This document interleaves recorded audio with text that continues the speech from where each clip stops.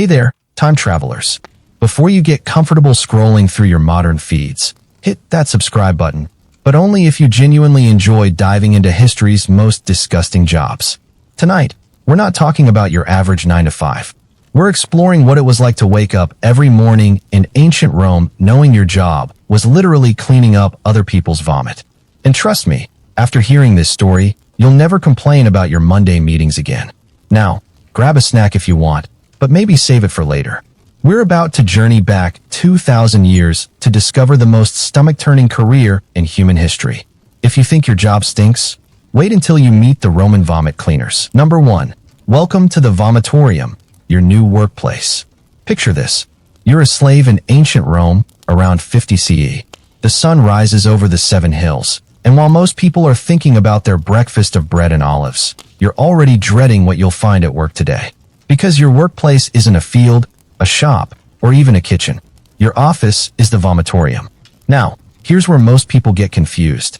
They hear vomitorium and immediately think it's some kind of ancient Roman puke room, like a medieval bathroom designed specifically for throwing up. Congratulations, you've fallen for one of history's biggest misconceptions. The vomitorium was actually the exit corridor of an amphitheater. The word comes from Latin vomere, meaning to spew forth, but it referred to how crowds of people spewed out of the building after events, not bodily fluids. But here's the twist that makes our story work. While vomitoriums weren't vomit rooms, Romans absolutely did have spaces where vomiting was not just accepted, but encouraged. Welcome to the real workplace of our fictional vomit cleaner, the banquet halls of wealthy Romans. These weren't your average dinner parties. Roman banquets, called convivia, were marathon eating events that could last for hours, sometimes days. Picture a medieval feast crossed with a modern food challenge, but with more wine and fewer health regulations. The wealthy Romans didn't just eat to survive. They ate to prove their status, their wealth, and their complete disconnection from the struggles of ordinary people. Your typical wealthy Roman banquet hall was a marvel of engineering and excess. Marble floors polished to mirror brightness, painted frescoes covering every wall, and couches arranged in a specific pattern that screamed, "I have more money than entire provinces." The dining room, called a triclinium, was designed around 3 large couches arranged in a U-shape, each holding up to 3 diners who ate lying on their sides. But here's what the history books don't tell you about these beautiful spaces. By the end of a typical banquet, they looked like a crime scene. Food scattered across marble floors, wine staining precious fabrics, and yes, vomit. Lots and lots of vomit. The Romans had turned overeating into an art form. They didn't just eat until they were full. They ate until they were uncomfortably stuffed. Then they made themselves vomit. Then they ate some more. This wasn't considered disgusting or unhealthy. It was a sign of sophistication, wealth, and the ultimate display of Roman excess. Imagine walking into work each morning and knowing that somewhere in this beautiful, expensive room, probably behind one of those elegant columns or in the corner near the statue of some Roman god, you're going to find the evidence of last night's indulgence. And it's your job to make it disappear before the master of the house wakes up. The smell hits you first. It's not just the sour stench of digested wine and exotic foods. It's also the lingering odor of expensive perfumes, incense, and oils that somehow make the whole mess even more nauseating. The contrast between the beauty of the room and the reality of what happened there was your daily reminder that even the most elegant spaces become disgusting when humans are involved. Your workspace also included the adjacent rooms where guests might have wandered when they needed to, shall we say, make room for more food. Roman houses were designed with small chambers called vomitoria, and yes, this time the name meant exactly what you think it meant. These were tiny rooms, barely large enough for one person, strategically placed near dining areas. But the real challenge wasn't just the vomit. Romans were creative in their excess. They ate things that would make modern food challenges look tame. Peacock brains, flamingo tongues, stuffed dormice, fermented fish sauce called garum that smelled like a harbor at low tide. When these delicacies came back up, they created a unique cleaning challenge that required skill, strong stomach, and probably a complete lack of sense of smell. The floors were designed to handle this. Wealthy Romans weren't stupid. They knew their parties got messy, so they installed drainage systems, chose materials that could be scrubbed clean, and positioned furniture that could be moved easily for cleaning. They planned for the mess, which means they planned for you. Your workplace wasn't just one room, either. A typical wealthy Roman house had multiple dining areas for different occasions. The main triclinium for formal dinners, smaller rooms for intimate gatherings, outdoor spaces for summer parties, and winter rooms with heating systems called hypocausts. Each space had its own cleaning challenges, its own collection of disgusting surprises waiting for you each morning. And here's the part that would break your modern brain. This was considered normal. Vomiting at parties wasn't shameful or hidden. It was expected, planned for, and in some social circles, refusing to participate was considered rude. The Romans had created a society where making yourself sick was a form of entertainment. So when you walked into your workplace each morning, you weren't just entering a room that needed cleaning. You were entering the physical manifestation of Roman excess, where the boundaries between pleasure and disgust didn't just blur, they were completely erased. Welcome to the vomitorium, where your job was to clean up the evidence that even paradise can turn into hell when humans have too much of a good thing. Number 2. Your daily uniform and tools of disgust. Morning arrives in ancient Rome, and while the wealthy are sleeping off their food comas, you're already getting dressed for another day of the worst job in the empire. But this isn't like throwing on jeans and a t-shirt. When your job involves cleaning up the most disgusting messes imaginable, your clothing becomes your armor against a world determined to assault every one of your senses. Let's start with the basics. Your tunic isn't the clean, white garment you see in Hollywood movies. It's a specially treated piece of brown or dark gray fabric that's seen more horrific stains than a medieval battlefield surgeon's apron. The color isn't a fashion choice, it's pure survival strategy. When you're dealing with the rainbow of disgusting colors that come from Roman stomachs, darker fabric hides the inevitable stains that even the best washing can't remove. The fabric itself is treated with a mixture of vinegar and animal fat, creating a surface that liquids tend to roll off rather than soak in. Think of it as the ancient Roman version of Scotchgard, except it smells like salad dressing mixed with wet dog. The treatment isn't perfect, but it's the difference between going home covered in other people's stomach contents and going home merely reeking of them. Your tunic is shorter than normal, ending just below your knees instead of mid-calf like respectable Romans wear. This isn't about style, it's about practicality. Longer fabric means more surface area to absorb the splashes, drips, and general nastiness of your work environment.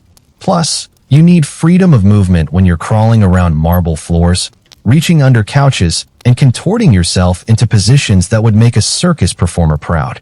The sleeves are rolled and tied at your elbows, secured with leather strips that have absorbed so many different smells over the months that they've developed their own unique aroma that combines rotting fish, sour wine, and something that might once have been peacock.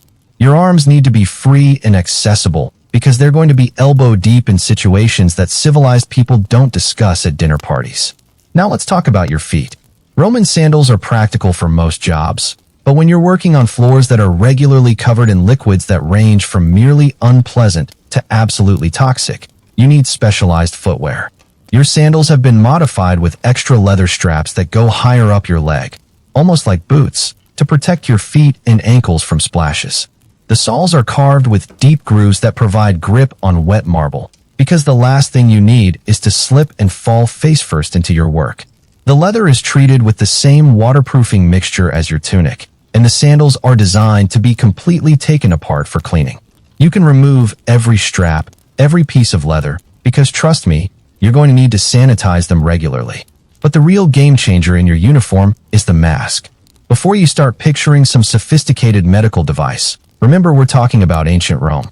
Your mask is a piece of linen cloth that's been soaked in a mixture of vinegar, mint, and rosemary, then dried and sewn into a shape that covers your nose and mouth. It ties behind your head with strips of the same fabric, and it's your only defense against smells that could knock a vulture off a corpse cart. The mask serves double duty. It filters some of the worst odors, but more importantly, it prevents you from adding to the mess when your own stomach decides it's had enough. Because here's what they don't tell you about this job. Even professional vomit cleaners sometimes can't handle what they're cleaning up. The mask catches your own contribution to the problem, sparing you the ultimate humiliation of creating more work for yourself. Now for your tools, the equipment that separates the professionals from the amateurs in the ancient Roman cleaning industry. Your basic kit looks like something a medieval torture chamber might have rejected for being too cruel, but each piece has been perfected through years of trial and very smelly error. Your primary weapon against chaos is the bucket, but this isn't just any bucket. It's made from specially treated wood that's been soaked in vinegar for weeks until it won't absorb odors anymore. The wood is fitted with bronze bands that prevent it from cracking when you're dealing with liquids that contain enough acid to dissolve marble. The handle is wrapped in leather that's been treated with beeswax, giving you a grip that won't slip even when your hands are wet with substances you prefer not to identify. The bucket has a wide mouth for obvious reasons, but also a specially designed spout that allows you to pour out contents without splashing them all over yourself. Because after a few months on the job, you learn that the cleanup process shouldn't create more cleanup. Your broom is a masterpiece of ancient engineering. The handle is made from oak that's been seasoned for 2 years, making it strong enough to scrub marble, but flexible enough not to snap when you're putting your full weight behind it. The bristles aren't straw like common brooms. They're made from the stiff hairs of wild boars, bundled and tied with bronze wire that won't rust when exposed to the acidic mess you're dealing with daily. But the real secret weapon in your arsenal is your collection of rags and cloths. These aren't random pieces of fabric. They're a carefully curated collection of materials, each designed for specific types of cleanup. You have rough wool cloths for scrubbing dried substances off marble, soft linen pieces for delicate surfaces that expensive Romans don't want scratched, and specially woven hemp cloths that can absorb incredible amounts of liquid without falling apart. Each cloth is color-coded based on its use. Brown cloths are for the worst messes, the ones where you don't even want to know what you're cleaning up. Gray cloths are for wine stains and less offensive liquids. White cloths are reserved for final polishing, the stage where you're making everything look pristine again. Your cleaning solution is where ancient Roman chemistry meets desperation. The base is vinegar, lots of vinegar, mixed with herbs that have natural antiseptic properties. Rosemary for smell, thyme for its cleaning power, and mint to mask the odors that even vinegar can't handle. But the secret ingredient is garum, that fermented fish sauce Romans put on everything. It sounds insane, but garum contains enzymes that break down proteins, making it surprisingly effective at dissolving the kinds of messes you encounter. You carry this mixture in a smaller clay pot that's been treated with pitch to prevent leaking. The pot has a wide mouth for mixing and a narrow spout for pouring, and like everything else in your kit, it's designed to be completely disassembled for cleaning. Your final tool is perhaps the most important. A small bronze scraper that looks like a miniature version of what Roman athletes used to clean oil off their skin at the baths. This scraper removes dried substances from marble without scratching the surface, a skill that takes months to master and can mean the difference between keeping your job and being sold to someone with lower standards. Every morning, you assemble this collection of tools and armor, transforming yourself from a regular person into a professional cleaner equipped to handle the worst that Roman excess can produce. You're not just getting dressed for work.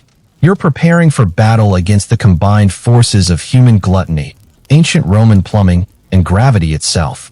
And when you look in the polished bronze mirror before heading out, you see someone who's found a way to make a living in a world that's both incredibly sophisticated and utterly disgusting. Welcome to your daily transformation from human being to professional disgust management specialist. Number 3. The science of Roman overeating. Why they vomited so much. Here's where things get absolutely wild. You're probably thinking, okay, Romans threw up at parties, but how bad could it really be?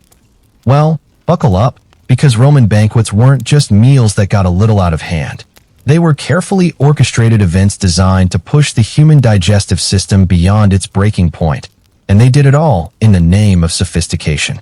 Let's start with the mindset. For wealthy Romans, eating wasn't about nutrition or even pleasure in the way we understand it. It was about displaying power, wealth, and complete freedom from the constraints that limited ordinary people. If poor Romans worried about where their next meal would come from, rich Romans worried about how many meals they could fit into a single evening. The Roman elite had turned gluttony into a competitive sport. They didn't just eat expensive food, they ate impossible food. We're talking about dishes that required armies of slaves to prepare and ingredients that had to be transported from the edges of the known world. Peacock brains from India, flamingo tongues from Africa, and oysters that were kept alive during weeks-long journeys from Britain. But here's the twisted logic that created your job. If you're spending the equivalent of a small city's annual budget on a single meal, you want to taste everything. And the human stomach, despite being a remarkable organ, has limits. So the Romans developed a solution that would make modern eating disorder specialists weep: strategic vomiting. This wasn't bulimia in the clinical sense. It was a calculated technique called vomitio that was considered a sophisticated skill.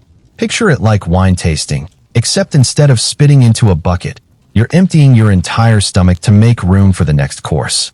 The Romans had turned the human digestive system into a revolving door.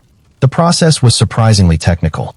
Wealthy Romans didn't just stick their finger down their throat like some drunk college student. They had tools. Peacock feathers were the gold standard, long, elegant, and perfectly designed to trigger the gag reflex without causing injury.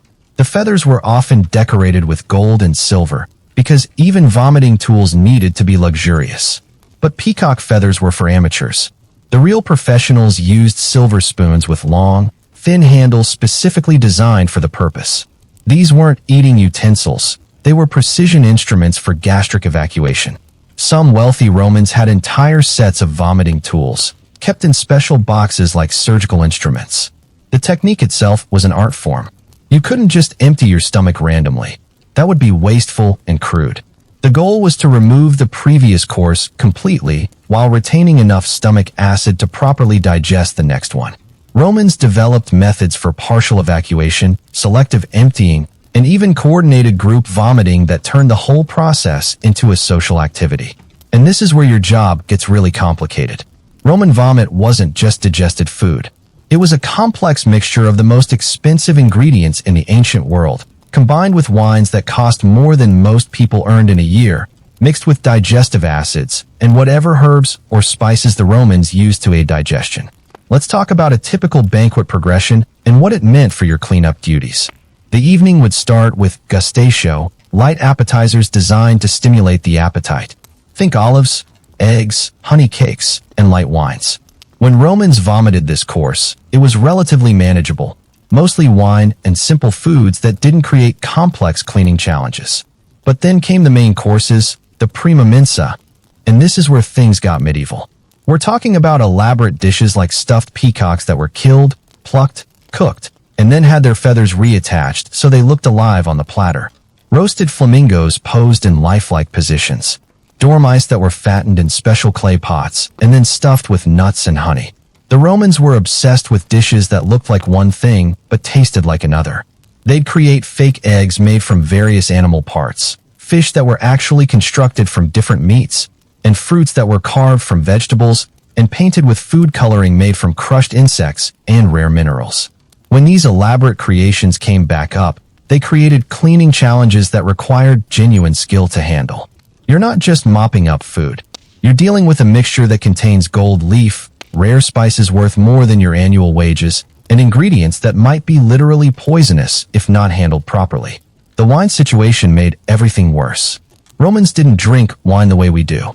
They mixed it with water, honey, spices, and sometimes additives that were probably mildly psychoactive.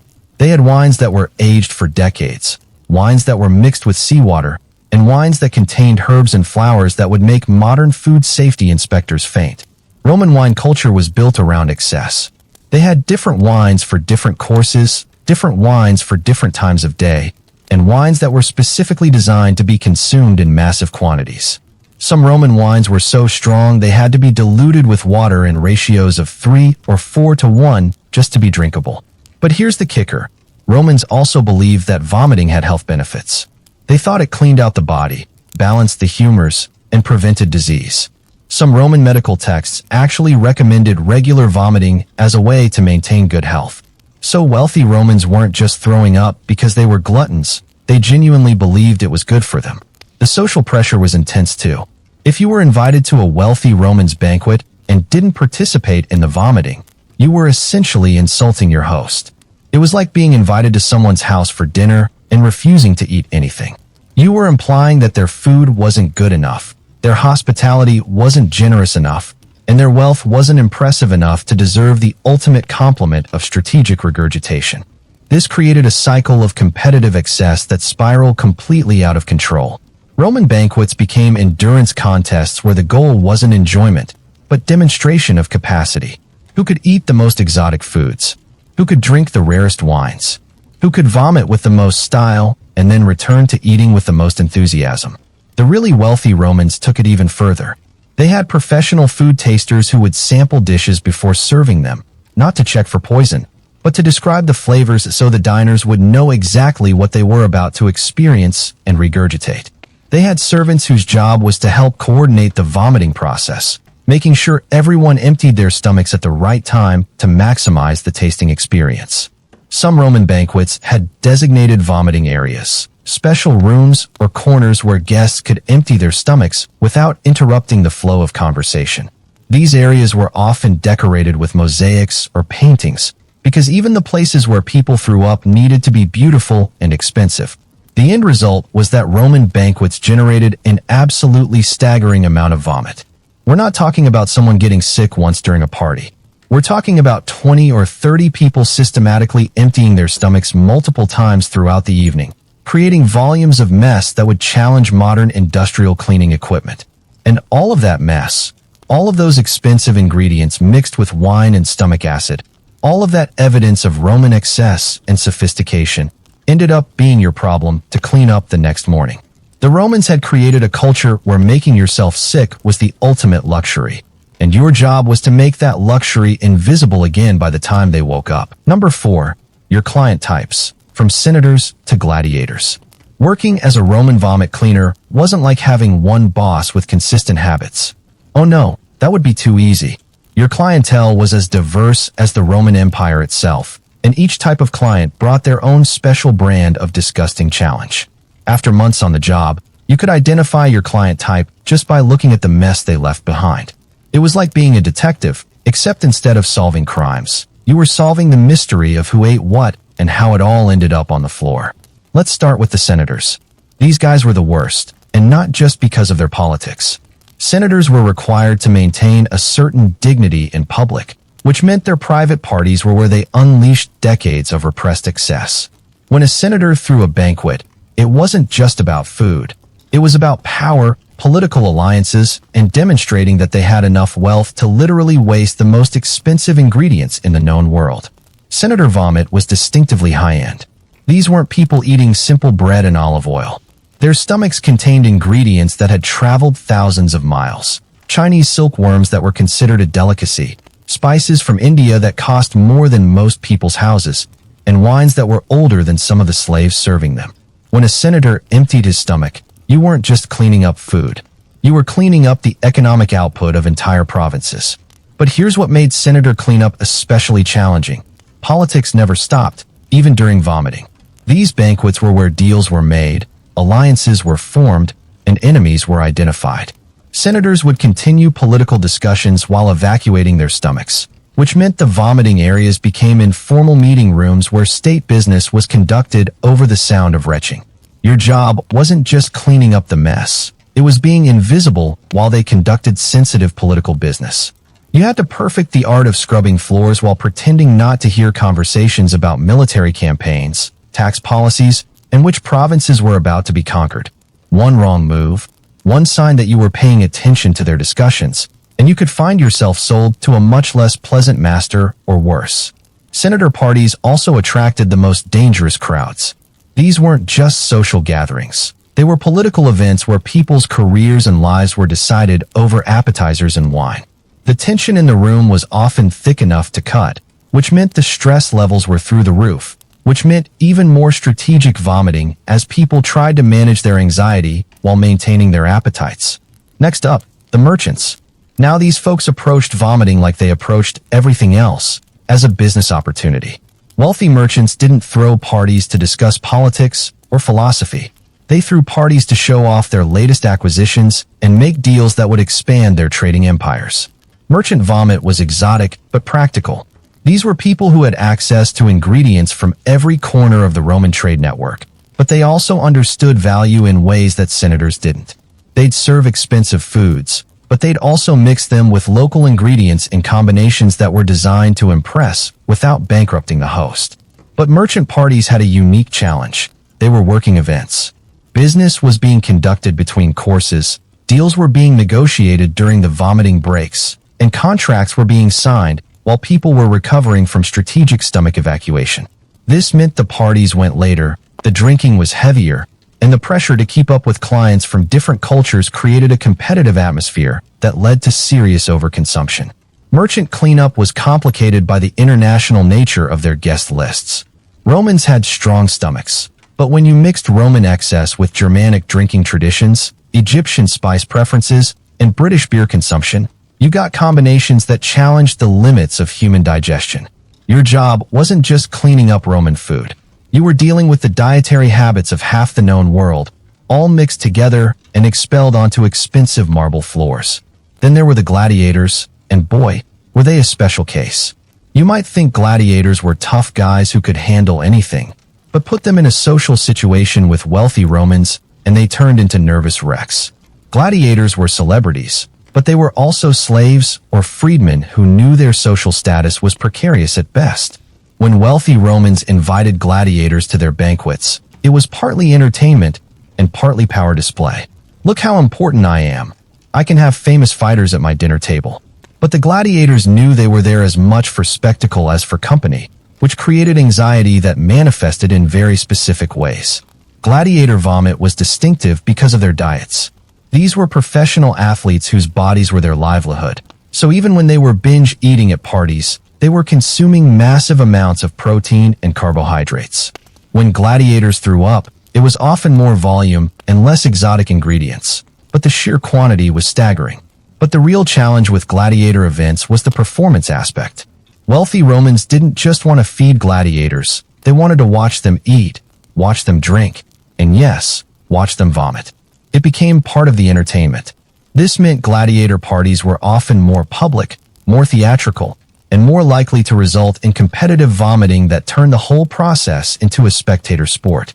Your cleanup after gladiator events wasn't just about removing mess. It was about cleaning up after performances that had pushed the boundaries of what human stomachs could handle.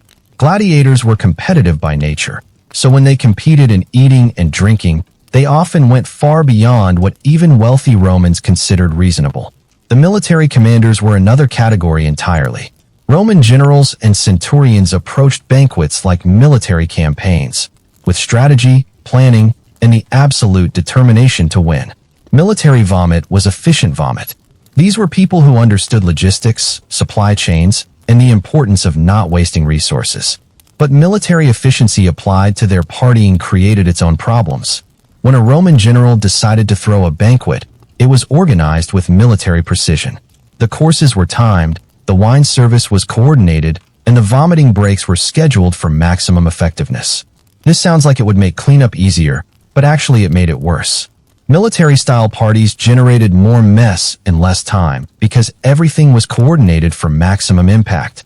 When 20 military commanders decided to empty their stomachs simultaneously as part of a planned progression through courses, the volume of material produced was staggering. It was like the difference between a small leak and a burst dam. Plus, military commanders were often eating with their soldiers, which meant you had people with very different dietary backgrounds and alcohol tolerances all trying to keep up with each other. Roman military discipline didn't extend to knowing your limits at dinner parties, which resulted in scenes that would have horrified the same people on the battlefield. Finally, there were the philosophers and intellectuals, and these guys were the most pretentious vomiters in the empire. They approached strategic regurgitation as an intellectual exercise, discussing the philosophical implications of excess while emptying their stomachs with what they considered sophisticated technique. Intellectual vomit was annoying because it came with commentary. These weren't people who just threw up and moved on. They wanted to discuss the experience, analyze the flavors, and compare the process to various philosophical concepts they'd read about. Cleaning up after philosophers meant working around ongoing conversations about whether vomiting was a rejection of material excess or an embrace of it. But intellectual parties also attracted the most diverse crowds in terms of dietary restrictions and cultural backgrounds. You'd have Egyptian scholars mixing with Germanic philosophers, Jewish intellectuals trying to navigate Roman food laws, and Christian thinkers who were philosophically opposed to the entire concept of strategic vomiting but didn't want to offend their hosts. Each client type left behind a signature mess that you learned to recognize immediately. Senator cleanup meant expensive ingredients and political tension. Merchant cleanup meant exotic combinations and international complications. Gladiator cleanup meant massive quantities and performance pressure. Military cleanup meant coordinated chaos and mixed social classes. Intellectual cleanup meant pretentious commentary and dietary complications. After a year on the job, you could walk into a banquet hall and immediately know what kind of party had happened the night before just by looking at the patterns of mess, the types of ingredients, and the distribution of vomit around the room. It was a skill that wasn't exactly useful in polite conversation, but it was the kind of professional expertise that separated experienced vomit cleaners from amateurs who were just starting out in the industry. Your reputation depended on understanding these different client types and adapting your cleaning approach accordingly. Senators needed discretion and perfection. Merchants needed efficiency and cost-effectiveness. Gladiators needed quick turnaround for their training schedules. Military commanders needed respect for their authority. Intellectuals needed patience for their ongoing philosophical discussions about the meaning of the mess you were cleaning up. And at the end of the day, regardless of whether you'd spent your shift cleaning up after the most powerful politicians in the empire or the most famous athletes in Rome, you went home with the same collection of smells, stains, and stories that would have made your grandmother disown you if she knew what you did for a living. Number 5. The worst shifts, festival days, and orgies. If you thought regular Roman banquets were challenging, just wait until you hear about festival season. The Romans loved their festivals almost as much as they loved their food. And when you combine religious celebration with competitive excess, you get working conditions that would make modern hazmat teams quit on the spot. Let's start with Saturnalia, the winter festival that made every other Roman party look like a church potluck. Saturnalia was supposed to be about honoring Saturn, the god of agriculture, but it had evolved into a week-long celebration of role reversal, gift-giving, and consumption that would put modern Black Friday shoppers to shame. During Saturnalia, normal social rules were suspended.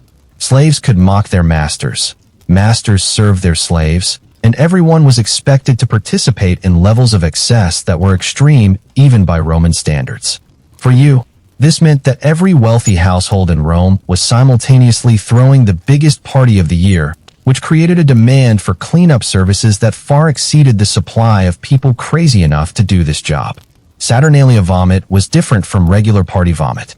This wasn't strategic regurgitation to make room for more courses. This was celebratory vomiting that happened because people were consuming things they normally couldn't afford, in quantities they normally couldn't handle, mixed with wine that was stronger than their usual drinks. The result was mess that was both more voluminous and more unpredictable than anything you dealt with during regular banquet season. But the real challenge was the role reversal aspect. During Saturnalia, you might find yourself cleaning up vomit from slaves who were temporarily allowed to eat like masters, mixed with vomit from masters who were dramatically overperforming their temporary servitude. Everyone was eating food they weren't used to, drinking more than their normal limits, and trying to prove they could out-excess everyone else in the room. The volume was incredible. A typical Roman banquet might host 15 to 20 people. Saturnalia parties regularly included 50 to 100 guests, all trying to celebrate a week's worth of excess in a single evening. The amount of vomit produced per square foot of floor space reached levels that required new techniques and equipment just to manage the logistics. Saturnalia also lasted for days, not hours. While regular banquets were single-evening events that you could clean up the next morning, Saturnalia parties often continued for 3 or 4 days straight. Your job wasn't cleaning up after a party. It was providing ongoing maintenance for a celebration that never really stopped. You'd clean one room while the party continued in another, then move to the next area while the guests returned to the space you'd just finished. The sleep deprivation alone was enough to drive people out of the profession.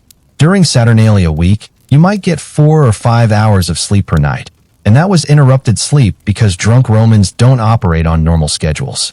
You'd be called to clean up emergency messes at 3 in the morning, then expected to be back for regular cleanup at dawn. Then there was Lupercalia, the February fertility festival that combined religious ritual with party atmosphere in ways that created unique cleaning challenges. Lupercalia was supposed to purify the city and promote fertility, but it had evolved into a celebration that pushed the boundaries of public decency even by Roman standards. Lupercalia parties were different because they mixed religious elements with social excess. The food was often specially prepared according to ancient recipes that were designed to enhance fertility, which meant ingredients that were chosen more for symbolic value than taste. When Romans vomited food that included things like ground bull testicles, fermented mare's milk, and various herbs that were supposed to increase sexual desire, the cleanup process became both more disgusting and more complicated. The religious aspect also meant that cleanup couldn't be purely practical. Some of the mess was considered sacred, which meant you couldn't just scrub it up and throw it away. Certain types of spilled food had to be cleaned up according to specific rituals, collected in special containers, and disposed of in religiously appropriate ways. You weren't just a cleaner. You were participating in religious ceremonies that required knowledge of proper procedures for handling sacred vomit. Lupercalia also attracted crowds that included people from all levels of society, which meant dietary mixing that created complex cleanup challenges. When senators eating exotic delicacies partied with commoners eating simple food, and everyone was consuming specially prepared fertility-enhancing ingredients, the resulting vomit was a mixture that required genuine skill to clean effectively. But the absolute worst shifts were during what Romans euphemistically called private religious ceremonies, events that modern people would more directly call orgies.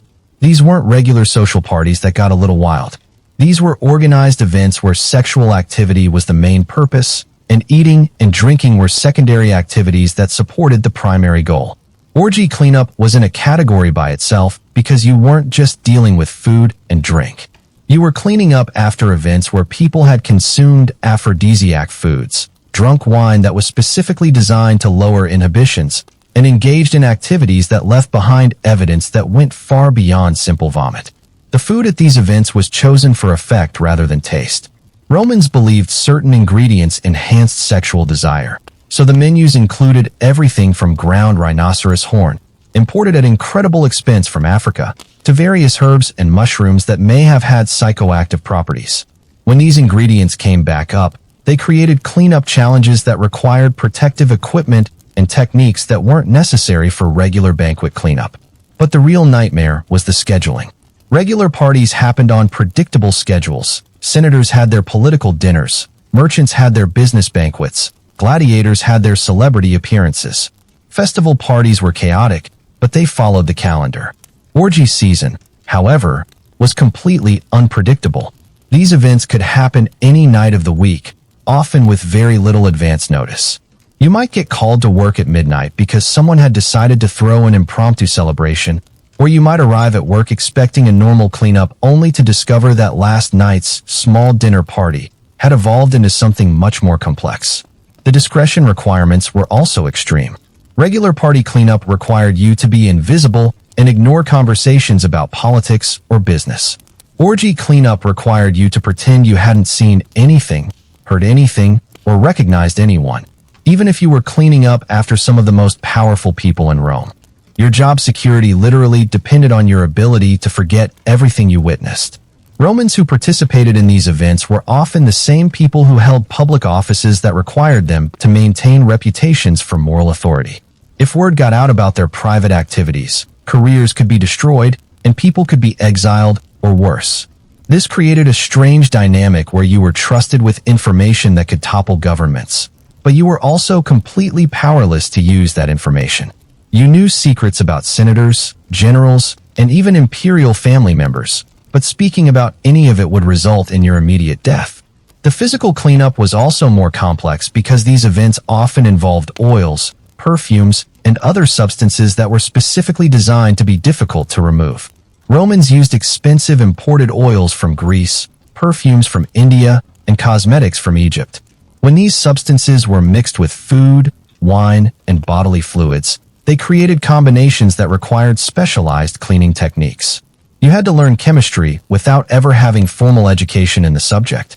You needed to understand which cleaning agents would remove oil-based stains, which would handle wine and food, and which would eliminate odors without damaging expensive marble floors or silk wall hangings.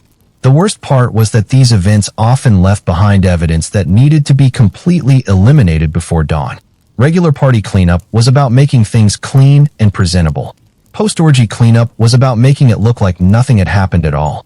The level of perfection required was exhausting, and the consequences of missing any detail were severe.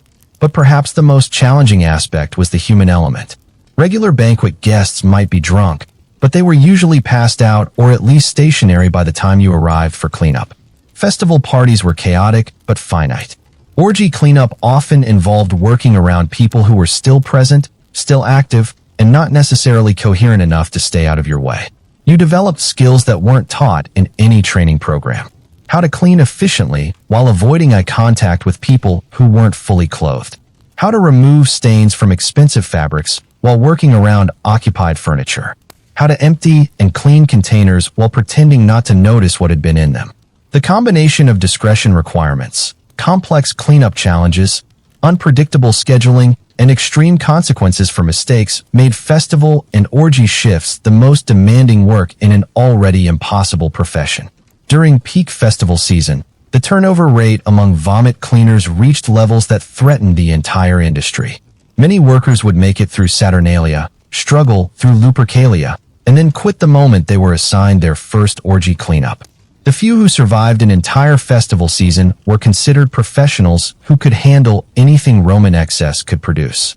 The pay was higher for these special events, but the personal cost was enormous.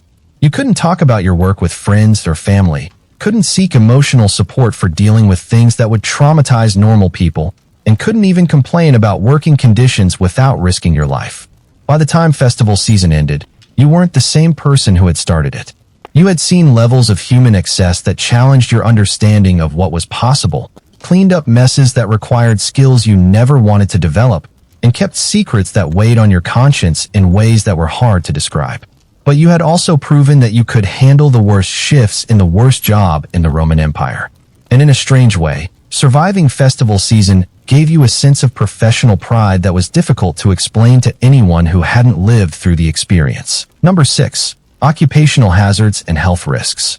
Let's talk about what this job actually did to your body and mind. Because working as a Roman vomit cleaner wasn't just unpleasant, it was genuinely dangerous in ways that would make modern workplace safety inspectors shut down the entire industry. First, let's address the obvious health risks.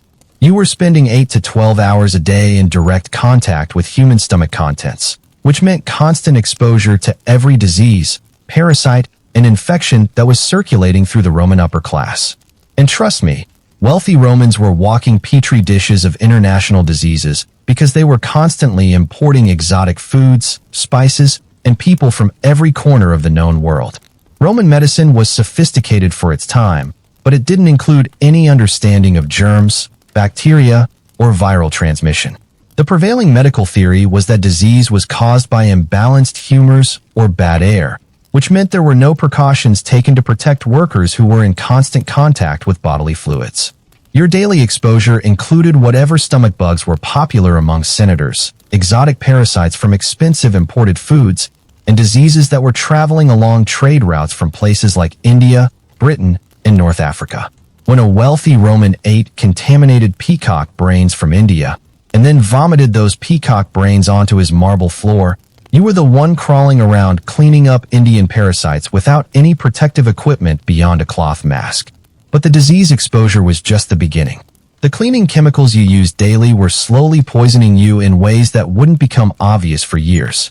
Your primary cleaning agent was vinegar mixed with various herbs and additives, which sounds natural and harmless until you realize you were breathing those acidic fumes for hours every day. Roman cleaning solutions also included substances that were genuinely toxic. Some cleaning recipes called for mercury compounds, lead-based additives, and mineral acids that could cause serious organ damage over time. You were using these substances without gloves, without protective clothing, and often in poorly ventilated spaces. The physical demands of the job were also destroying your body. Roman banquet halls were designed for beauty, not cleaning efficiency.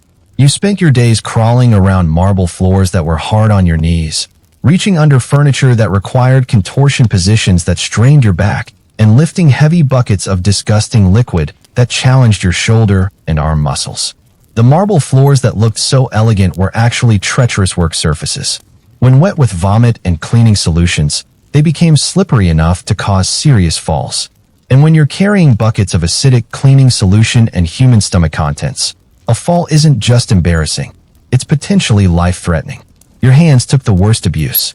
Constant contact with acidic vomit and harsh cleaning chemicals meant your skin was perpetually irritated, cracked, and vulnerable to infection. Roman medical care for slaves and low-status workers was minimal, so hand injuries often led to serious infections that could spread throughout your body. The smell exposure was also a genuine health hazard. After months on the job, your sense of smell became permanently altered. You stopped being able to detect normal food odors, which meant you couldn't tell when food was spoiled or contaminated. This led to digestive problems as you inadvertently ate things that your nose should have warned you away from. But the smell also penetrated your clothing, your hair, and even your skin in ways that soap and water couldn't completely remove. You carried the odor of your work with you everywhere, which had social consequences that affected your mental health and personal relationships. The irregular schedule was also physically destructive. Roman banquet culture didn't operate on normal business hours. You might work a regular day shift cleaning up from the previous night's party, then get called back for emergency cleanup when the same household decided to throw another party that evening. Sleep deprivation was chronic and severe. During festival seasons, you might work 18-hour days for weeks at a time, then crash for a day or two before the cycle started again. This pattern of extreme exertion followed by collapse was hard on your cardiovascular system and made you more vulnerable to accidents and illnesses. The social isolation was perhaps the most damaging aspect of the job. Working as a vomit cleaner marked you as someone who did the work that was too disgusting even for regular slaves. Other workers avoided you, partly because of the smell you carried, but mostly because of the social stigma attached to your profession. You couldn't form normal friendships because you couldn't talk about your work without disgusting people, but your work was also too demanding to leave time for developing relationships outside the job. You spent most of your waking hours either working or recovering from work, which left little energy for social activities. The psychological impact was also severe. Constantly dealing with the evidence of Roman excess while living in poverty created a cognitive dissonance that was hard to manage. You were cleaning up food that cost more than you would earn in a lifetime, thrown up by people who were vomiting for entertainment while you struggled to afford basic nutrition. This exposure to extreme inequality, combined with the degrading nature of the work, often led to depression, anger, and feelings of worthlessness that were difficult to overcome. Roman society didn't provide mental health support for anyone, let alone slaves and low-status workers who were dealing with job-related psychological trauma. The discretion requirements also created psychological pressure. You were trusted with secrets about the most powerful people in Rome, but you couldn't share that information with anyone. This meant you were carrying the emotional weight of what you witnessed without any outlet for processing those experiences. You saw senators making political deals while vomiting, witnessed military commanders in compromising situations, and observed behavior from respected public figures that contradicted their public personas. But you had to pretend none of it had happened, which required a level of emotional compartmentalization that was mentally exhausting. The life expectancy for professional vomit cleaners was significantly lower than for other types of workers. Disease exposure, chemical poisoning, physical injuries, and the stress of the work combined to create mortality rates that made this one of the most dangerous professions in an already dangerous society. Most people who took these jobs planned to do them temporarily, just long enough to earn money for something else.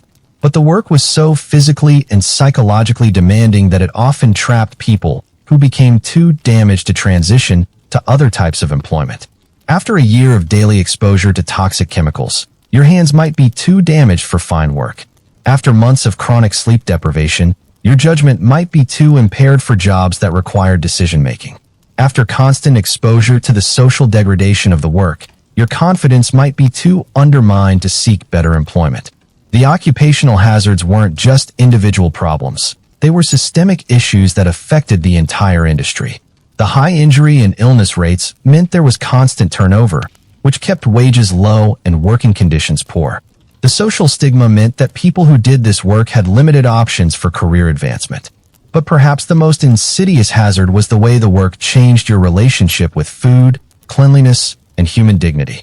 After spending months cleaning up the vomit of people who ate for entertainment, your own relationship with eating became complicated. Food stopped being about nutrition or pleasure and became associated with waste and excess. Your standards for cleanliness also became distorted. You were cleaning spaces to levels of perfection that exceeded what most people considered necessary, while living in conditions that were far below normal standards of hygiene. This created a psychological split between the work you did for others and the care you were able to provide for yourself. Most significantly, the work affected your sense of human dignity. You were paid to clean up the evidence of behavior that was both privileged and disgusting, which created complicated feelings about human nature, social inequality, and your own worth that were difficult to resolve. The Romans who employed vomit cleaners were aware of these hazards, but they considered them acceptable costs of maintaining their lifestyle. The health and well-being of the people who cleaned up their excess was simply not a consideration in their decision-making process. This created a system where the people who enabled Roman luxury were systematically damaged by that same system, ensuring that the social stratification that made extreme excess possible was maintained through the destruction of the people who made it practical. Number 7. The social hierarchy of discussed jobs. Welcome to the bottom of Roman society, where even the people who clean toilets looked down on you. The social hierarchy of disgusting jobs was surprisingly complex and absolutely brutal, and understanding where you fit in this system was crucial for survival in a world where your profession determined not just your income, but your social status, marriage prospects, and basic human dignity. Let's start with the jobs that were considered worse than yours, because yes, there were actually professions that ranked below vomit cleaner in Roman society. At the very bottom were the people who cleaned out the sewers, the cloacarae, who maintained Rome's famous underground drainage system. These workers dealt with human waste from the entire city, dead animals that had been thrown into the streets, and industrial waste from various Roman industries.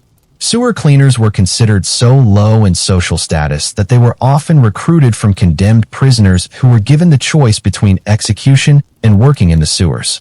Most chose execution. The smell alone was enough to mark someone as a sewer worker from hundreds of feet away, and Roman society treated these people as if they were already dead. Below, even the sewer cleaners were the people who handled dead bodies for non-religious purposes.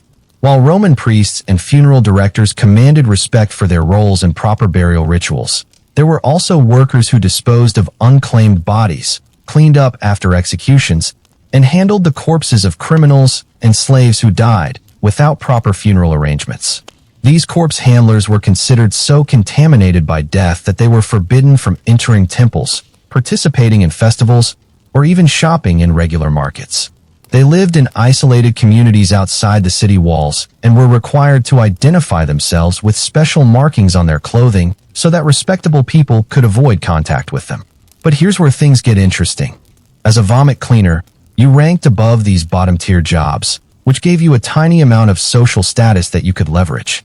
You weren't cleaning up death or human waste from the general population. You were cleaning up after wealthy Romans who had voluntarily made themselves sick as a form of entertainment. This distinction was important in Roman society. The next level up from you were the regular house cleaners, slaves and freedmen who maintained wealthy Roman homes but didn't specialize in particularly disgusting cleanup. These workers had it better than you in many ways because their work was more predictable, less specialized, and didn't carry the same social stigma. House cleaners could move between different types of work, could develop relationships with their employers that went beyond pure utility, and weren't automatically marked as people who handled disgusting substances. They cleaned dust, swept floors, and maintained normal household cleanliness. Work that was humble but not degrading. Above the house cleaners were the specialized cleaners who worked in Roman baths. Bath cleaners had a complicated social position because Roman baths were important social institutions where business was conducted and relationships were formed. Bath cleaning required knowledge of different types of oils, soaps, and maintenance techniques for complex heating and plumbing systems. Bath cleaners also interacted with wealthy Romans in social settings rather than just cleaning up after them. They were trusted with expensive equipment and valuable substances, and they developed professional relationships that could lead to better opportunities. A skilled bath cleaner might eventually become a bath manager or even open their own bathing facility. Then there were the gladiator cleaners, people who cleaned the amphitheaters and gladiator training facilities. This job ranked above yours because it was associated with entertainment that Romans respected. Gladiator events were religious festivals and public spectacles that brought honor to Rome. So even the people who cleaned up after them were considered to be supporting important civic activities. Gladiator cleaners dealt with blood, which Romans considered less disgusting than vomit. Blood was associated with bravery, sacrifice, and honorable death, while vomit was associated with excess, weakness, and lack of self-control. The cultural symbolism of what you cleaned affected your social status in ways that had nothing to do with the actual difficulty of the work. Arena cleaners also had opportunities for advancement that weren't available to vomit cleaners. They could become trainers, equipment managers, or even promoters of gladiator events. The gladiator industry offered career paths that could lead to real wealth and social status for people who started at the bottom. Above the gladiator cleaners were the people who cleaned temples and religious sites. Temple cleaning was considered honorable work because it involved maintaining spaces that were sacred to the gods. Even though temple cleaners were still doing manual labor, they were participating in religious activities that brought blessings to the entire community. Temple cleaners were often chosen for their moral character as well as their cleaning skills. They had to be trustworthy with valuable religious objects, respectful of sacred spaces, and knowledgeable about religious customs and requirements. This work could lead to positions as temple assistants or even minor religious officials. At the top of the cleaning hierarchy were the people who maintained imperial properties, the palaces, gardens, and official buildings where the emperor and his family lived and worked. Imperial cleaners were considered highly skilled specialists who were trusted with state secrets and expensive imperial property. Imperial cleaning jobs often came with benefits like regular meals, decent housing, and protection from arbitrary punishment. These workers could develop relationships with imperial staff that might lead to other opportunities within the imperial administration. Some imperial cleaners eventually became stewards, managers, or even advisors to imperial officials. But here's where the hierarchy got really complicated. Pay didn't always correspond to social status. You might earn more as a vomit cleaner than someone who cleaned temples, because wealthy Romans were willing to pay premium wages for people willing to handle their most disgusting problems. But higher pay didn't translate to higher social status. Roman society valued honor and dignity over money when determining social rank. A poorly paid temple cleaner was still considered more respectable than a well-paid vomit cleaner because temple cleaning was associated with religious virtue, while vomit cleaning was associated with wealthy Roman vice. This created frustrating situations where you might have more money than people who looked down on you socially. You could afford better food, better housing, and better clothing than workers who considered themselves superior to you, but you still couldn't gain access to their social circles or opportunities. The hierarchy also affected marriage prospects in ways that could trap you in your social class. Women from families of regular cleaners wouldn't consider marrying a vomit cleaner because it would lower their family's social status. Men from cleaning families wouldn't marry women whose fathers were vomit cleaners because it would affect their children's future opportunities. This meant that vomit cleaners often married within their own profession, which created dynasties of families who specialized in disgusting cleanup work. Children grew up learning the family trade not because they wanted to, but because social barriers made it difficult to enter other professions. The social isolation was reinforced by practical considerations.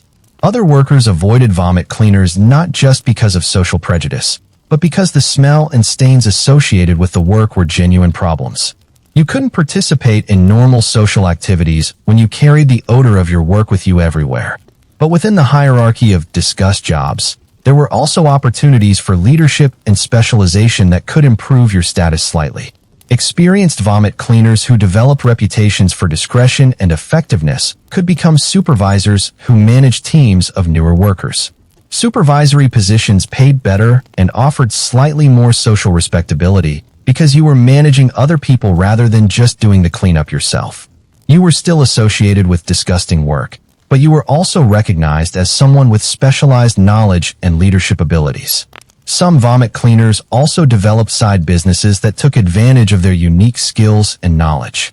You might offer consulting services to new wealthy Romans who needed advice on how to manage banquet cleanup or sell cleaning supplies and equipment to other people in similar professions.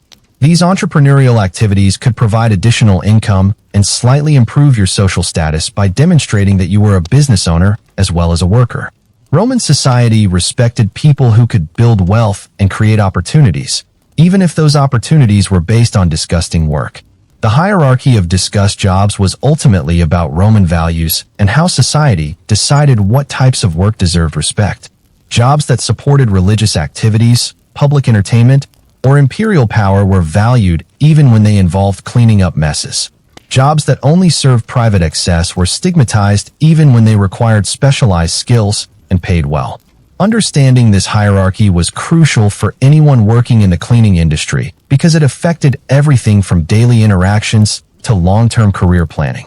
You might be stuck cleaning vomit, but knowing where you fit in the social system helped you navigate relationships, plan for advancement, and maintain whatever dignity was possible in a profession that society considered inherently undignified. Hashtag number 8. Techniques and trade secrets. After months of trial and very messy error, you've developed skills that would make a modern forensic scientist jealous. Working as a Roman vomit cleaner wasn't just about showing up with a bucket and hoping for the best. It was a highly specialized profession that required genuine expertise, scientific knowledge, and techniques that were closely guarded trade secrets. Let's start with the most important skill in your toolkit: vomit identification. This sounds ridiculous, but after cleaning up hundreds of different messes, you could tell exactly what someone had eaten, how much they'd drunk, and even their general health condition just by examining what they'd expelled. This wasn't just showing off. It was practical knowledge that determined how you approached the cleanup process. Wine vomit was the easiest to identify and clean. Romans mixed their wine with water, honey, and spices, so wine vomit had a distinctive sweet-sour smell and a relatively liquid consistency that was straightforward to mop up. The main challenge with wine vomit was the staining. Roman wines were often deep red or purple, and they could permanently discolor light-colored marble if not treated immediately. The secret to wine stain removal was speed and the right neutralizing agent. You learned to carry a special mixture of white wine vinegar and crushed oyster shells that would neutralize the acids in red wine and prevent permanent staining. The key was to flood the stain with this mixture immediately, before the wine had time to penetrate the marble. Food vomit was more complex because Romans ate such elaborate mixtures of ingredients. You had to identify the primary components. Was this mostly meat, vegetables, grains, or exotic ingredients? Because different types of food required different cleaning approaches. Meat-based vomit contained proteins that would coagulate and become harder to remove if treated with hot water or acidic cleaners. Your technique was to start with cold water to dissolve the stomach acids, then use a gentle alkaline solution made from ash and soap to break down the proteins without making them stick to the marble.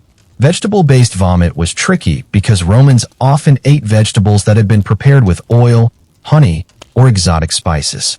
The oil would create a film that water couldn't penetrate, while honey would crystallize and become sticky as it cooled. Your solution was a two-stage process. First, remove the oil with a mixture of sand and ash that would absorb the fat. Then dissolve the honey with warm water and vinegar. Grain-based vomit, bread, porridge, and pasta created a paste-like consistency that could clog drainage systems and harden into a cement-like substance if not handled properly. The secret was to never let grain vomit dry completely. You had to work quickly to dissolve it with warm water while it was still wet, using a special brush made from stiff animal hair to scrub it off surfaces before it could harden. But the real expertise came with exotic ingredient identification. Wealthy Romans imported foods from all over the empire, and when these expensive ingredients came back up, they created cleaning challenges that required specific knowledge and techniques. Peacock brain vomit. Yes, this was actually a thing, had a distinctive oily consistency and gray color that was immediately recognizable. The high fat content made it difficult to clean with water-based solutions, but the delicate nature of the brain tissue meant that aggressive scrubbing would just spread it around. Your technique was to use fine sand to absorb the oils, then gently scrape up the residue with a bronze tool, followed by a vinegar rinse to eliminate odors. Garum-based vomit was among the most challenging to clean because garum was fermented fish sauce that Romans put on everything. When garum came back up, it created a smell that could clear a room and a stain that seemed to penetrate into marble at the molecular level. The only effective treatment was immediate flooding with a mixture of wine vinegar and crushed mint, followed by repeated scrubbing with progressively cleaner water until the smell was completely eliminated. Honey vomit required a completely different approach.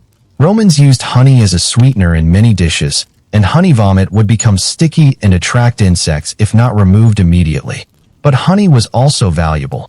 Expensive honey that had been vomited up could often be salvaged and reused if it was cleaned properly and quickly.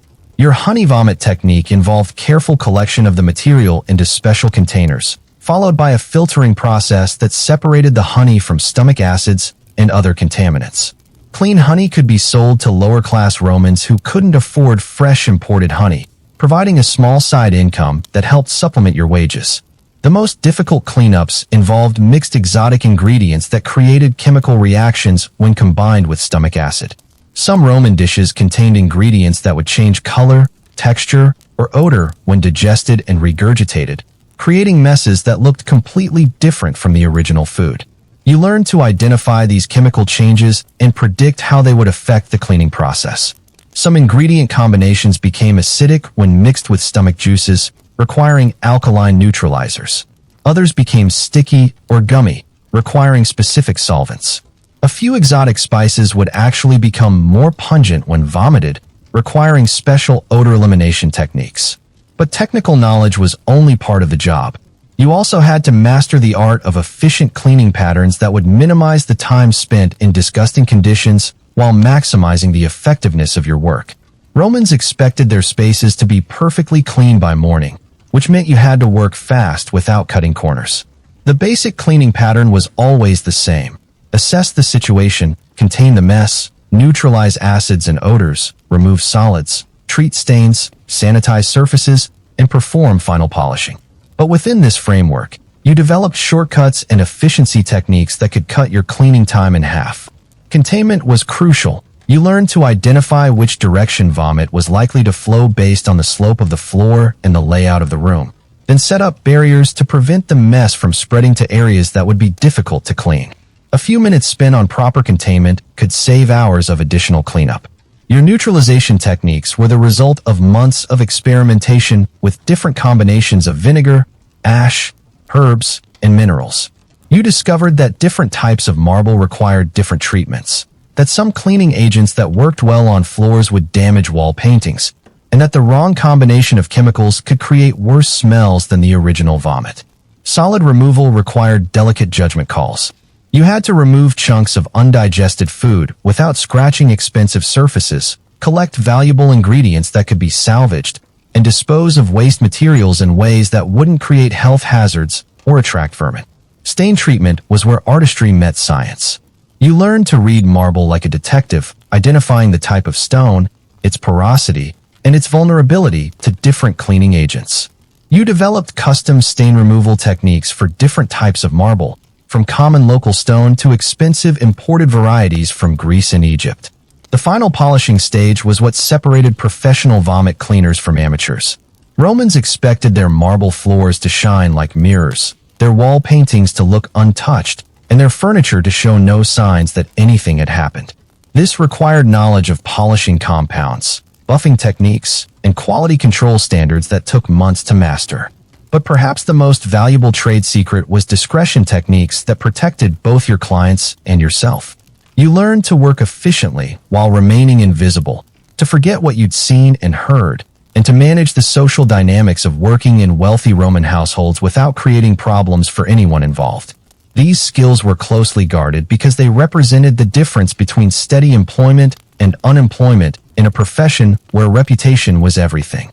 Experienced vomit cleaners would sometimes take apprentices, but the training process was informal and depended entirely on personal relationships within the cleaning community.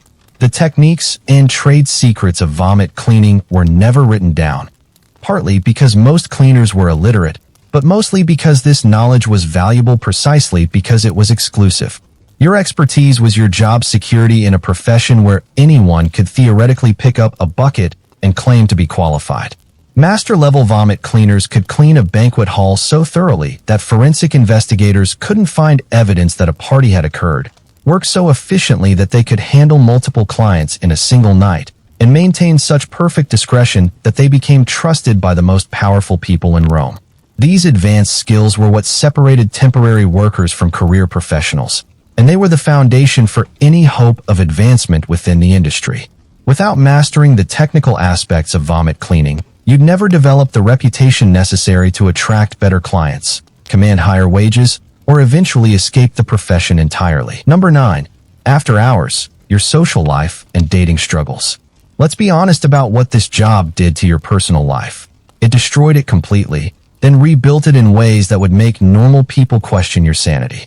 When your profession involves spending 8 hours a day cleaning up wealthy Romans' vomit, finding love, friendship, and basic human connection becomes a challenge that requires creativity, persistence, and a very specific sense of humor. The smell was your biggest social obstacle. Despite your best efforts with soap, vinegar, and herbs, you carried the odor of your work with you everywhere. It wasn't just on your clothes. It was in your hair, under your fingernails, and apparently soaked into your skin so deeply that even Roman baths couldn't completely eliminate it. You learned to recognize the exact moment when someone caught your scent. Their conversation would pause. Their eyes would start looking around for the source of the odor, and then they'd politely excuse themselves from your vicinity. Dating was particularly brutal. Roman society had clear expectations about how courtship should proceed, but those expectations assumed that both parties could tolerate being in the same room together for extended periods.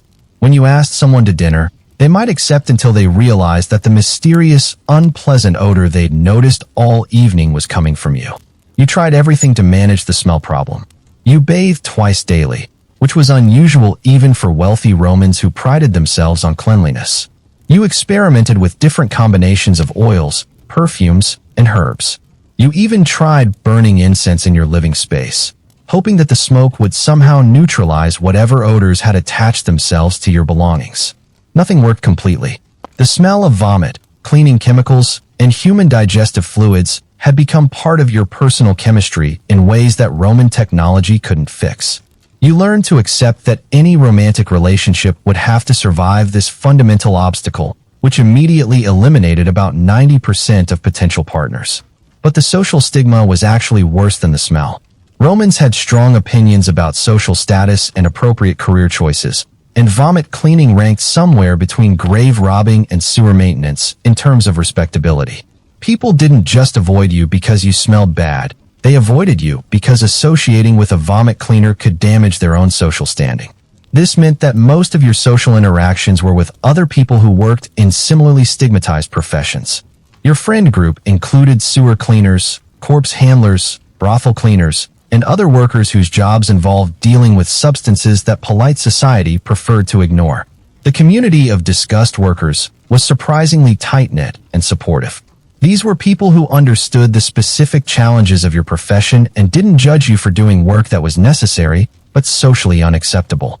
They knew what it was like to be excluded from normal social activities, to be treated as if your profession defined your entire worth as a person, and to find dignity in work that society considered undignified.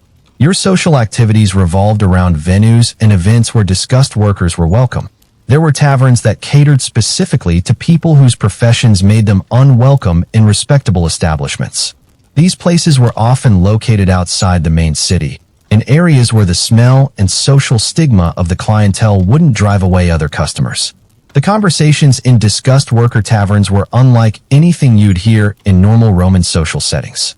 People talked openly about the worst aspects of their jobs, shared techniques for dealing with particularly challenging cleanup situations, and found humor in circumstances that would horrify ordinary people. There was a dark comedy to discussing the relative merits of different vomit textures over dinner, but it was also therapeutic to be around people who understood your daily reality. Dating within the disgust worker community was more practical than romantic. When both partners worked in socially stigmatized professions, the relationship became as much about mutual support and understanding as about attraction and affection.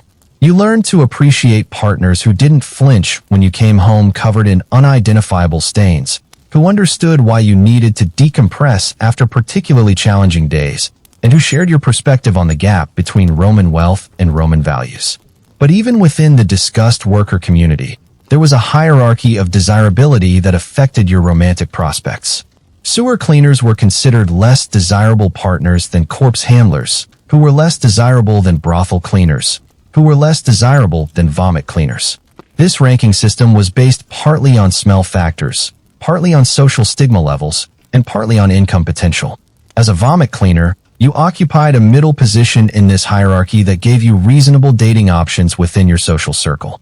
You were more socially acceptable than sewer cleaners, but less respectable than people who cleaned gladiator blood.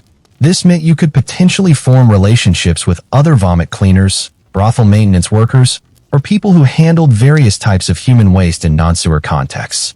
The practical challenges of dating were also significant.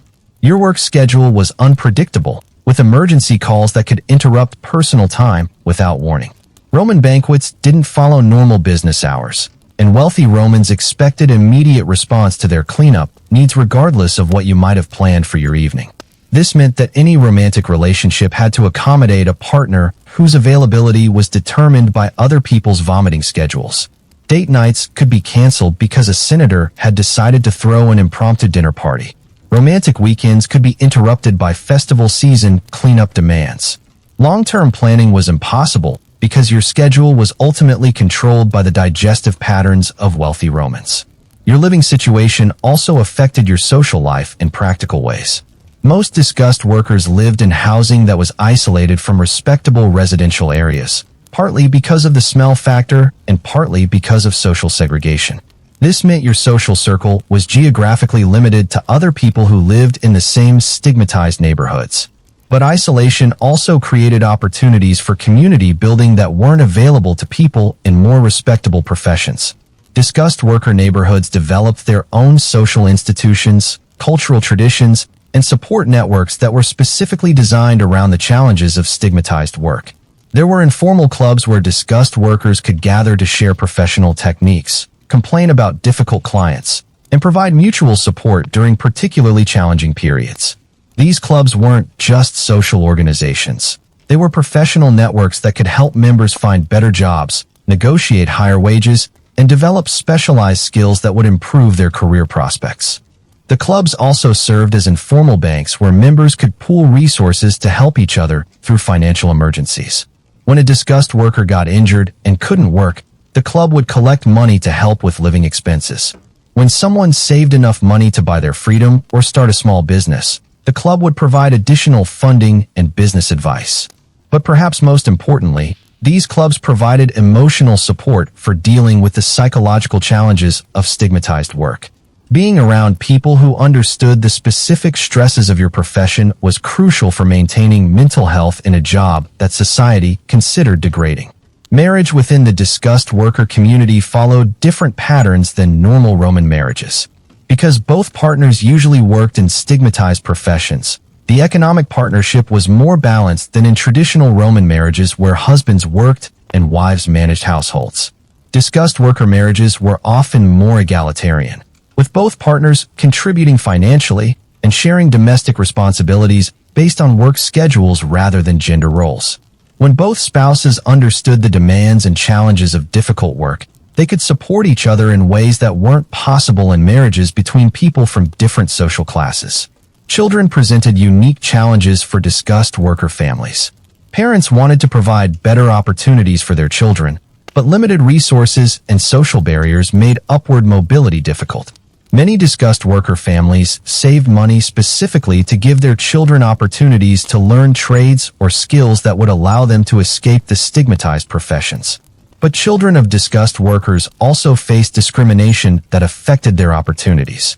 Roman society was highly stratified, and children inherited their parents' social status in ways that were difficult to overcome.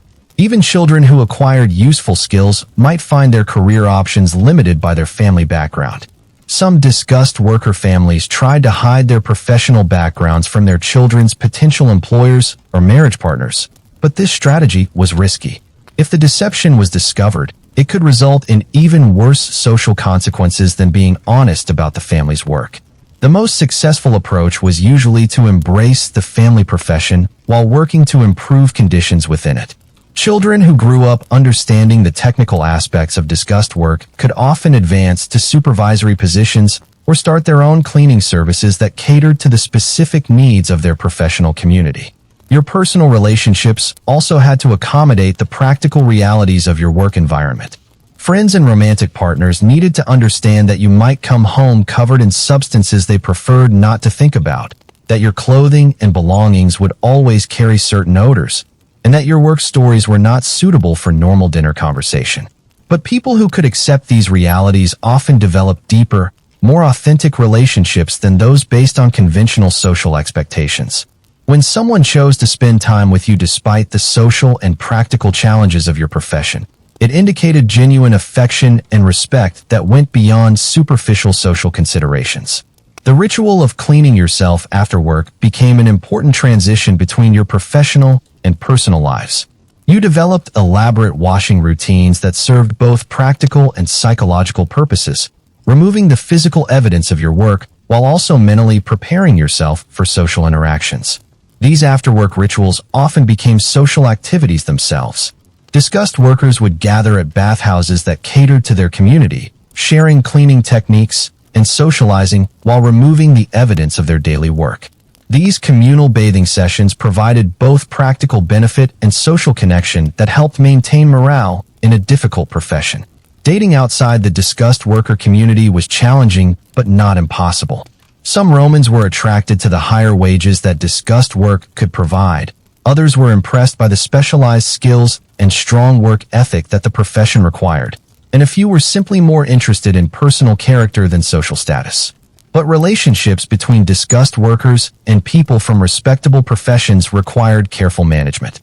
The respectable partner often faced social pressure from family and friends to end the relationship, while the disgust worker partner had to constantly prove their worth beyond their professional association. These mixed status relationships were most successful when both partners had realistic expectations about the social challenges they would face and were committed to supporting each other through the inevitable difficulties. Some couples found that their shared experience of overcoming social obstacles actually strengthened their relationship in ways that more conventional partnerships couldn't match. Your social life also had to accommodate the irregular schedule and physical demands of vomit cleaning work. Social activities had to be planned around the unpredictable timing of Roman banquets, and you needed friends who understood that you might be too exhausted for normal entertainment after particularly challenging workdays. But the physical and emotional demands of the work also created opportunities for deeper friendships with people who could provide the specific type of support that disgust work required. Friends who could listen to work complaints without judgment, who could provide practical advice for dealing with difficult clients, and who could help maintain perspective during particularly demoralizing periods became essential for survival in the profession. The social isolation of disgust work also created space for developing interests and hobbies that provided emotional balance for the challenges of the profession. Many disgust workers became skilled in crafts, music, or other activities that offered creative expression and personal satisfaction that their professional work couldn't provide. These personal interests often became the foundation for social connections that went beyond professional networking. Disgust workers who played music could join informal bands that performed in venues that welcomed their clientele. Those who developed craft skills could sell their products in markets that catered to working-class customers. The key to maintaining any social life as a vomit cleaner was learning to separate your professional identity from your personal identity while still acknowledging the practical ways that your work affected your daily life. You had to develop confidence in your worth as a person while accepting that your profession would always create social challenges that required creativity and persistence to overcome. Number 10. Career progression, from vomit to villa owner. Here's the part that will surprise you. Some people actually made it out. Not many, but enough to prove that even the most disgusting job in the Roman Empire could occasionally become a stepping stone to something better. The path from vomit cleaner to property owner was narrow, treacherous, and required a combination of skill, luck, and business sense that most people didn't possess. but it existed. Let's start with the reality check. Most people who took vomit cleaning jobs never escaped them. The work was physically demanding, socially isolating, and psychologically exhausting in ways that made it difficult to develop the energy and connections necessary for career advancement. The majority of vomit cleaners worked until their health failed, then died in poverty after being unable to continue in a profession that had no pension system or retirement benefits. But the small percentage who did manage to build something better had usually mastered three key elements: exceptional professional skills, careful financial management, and strategic relationship building that went beyond just doing good work. The first step in any advancement was becoming so skilled at vomit cleaning that wealthy Romans specifically requested your services. This meant developing a reputation for complete discretion, perfect results, and the ability to handle any mess no matter how challenging or disgusting. Romans who paid premium prices for vomit cleaning services were buying peace of mind, the certainty that their most embarrassing problems would be solved without complications. Exceptional vomit cleaners could command wages that were 2 or 3 times higher than average workers in the profession. These premium rates were justified by specialized skills like the ability to clean expensive imported marble without damage, knowledge of how to handle exotic ingredients that required specific treatment, and most importantly, proven reliability in maintaining absolute discretion about client activities. But higher wages were only valuable if you could save and invest them effectively. Most vomit cleaners spent their earnings on immediate needs: better food, cleaner housing, and alcohol to help forget the details of their workday. The ones who advanced financially lived below their means and saved aggressively despite earning more than their colleagues. The saving strategy required discipline that was difficult to maintain while working in a profession that was constantly demoralizing. When you spent your days cleaning up evidence of Roman excess while living in poverty yourself, the temptation to spend money on small luxuries was strong. Successful vomit cleaners learned to resist this temptation by focusing on long-term goals that made short-term sacrifice worthwhile. Financial advancement also required understanding Roman law and business practices well enough to protect your savings and make profitable investments. Most slaves and low-status workers had no education in financial management, which meant you had to learn these skills through trial and error while working a full-time job that left little energy for studying. Some successful vomit cleaners partnered with more educated Romans who could provide financial advice in exchange for services or profit sharing. These partnerships were risky because they required trusting people who might exploit your lack of education, but they were also one of the few ways to access the knowledge necessary for building wealth in Roman society. The most common path to advancement was starting a cleaning service that employed other disguised workers. After years of building a reputation for excellent work, successful vomit cleaners could transition from doing the work themselves to managing teams of workers who handled the actual cleanup while they focused on client relationships and business development. This transition required both management skills and enough capital to pay workers before clients paid you. Roman wealthy clients often delayed payment for services they considered distasteful, which meant you needed enough cash flow to cover wages and supplies while waiting for payment from people who had more money than you but less incentive to pay promptly. Building a cleaning service also required developing relationships with suppliers who could provide the specialized materials and equipment that professional vomit cleaning required. These relationships often involved extending credit to clients and receiving credit from suppliers, which required negotiation skills and financial judgment that went far beyond the technical skills of cleaning up messes. But the most successful advancement stories involved vomit cleaners who leveraged their unique access to wealthy Roman households into other business opportunities. Because you worked in spaces where important Romans conducted private business, you sometimes overheard information that could be valuable in other contexts. The key was using this information ethically and strategically without violating the discretion that was essential to your primary profession. Some vomit cleaners became informal consultants to other service providers who needed to understand the preferences and habits of wealthy Roman clients. Others used their knowledge of Roman social patterns to develop businesses that catered to needs they had observed while working in elite households. A few exceptional cases involved vomit cleaners who were able to parlay their specialized knowledge into completely different careers. Understanding the chemistry of cleaning exotic stains could lead to work as a textile specialist or dye maker. Knowledge of imported foods and their properties could lead to work in the food import business. Familiarity with expensive household goods could lead to opportunities in sales or appraisal services. The most dramatic success stories involved former vomit cleaners who were able to purchase their freedom if they had been slaves and use their savings to buy property. Roman real estate was expensive, but property ownership was one of the most reliable paths to long-term wealth and social advancement. Some former vomit cleaners used their knowledge of Roman social patterns to identify undervalued properties that could be purchased cheaply and improved for resale or rental income. Others pooled their resources with other disguised workers to buy properties cooperatively, sharing ownership and maintenance responsibilities. Property ownership was significant because it provided both income and social status that could help overcome the stigma of previous employment.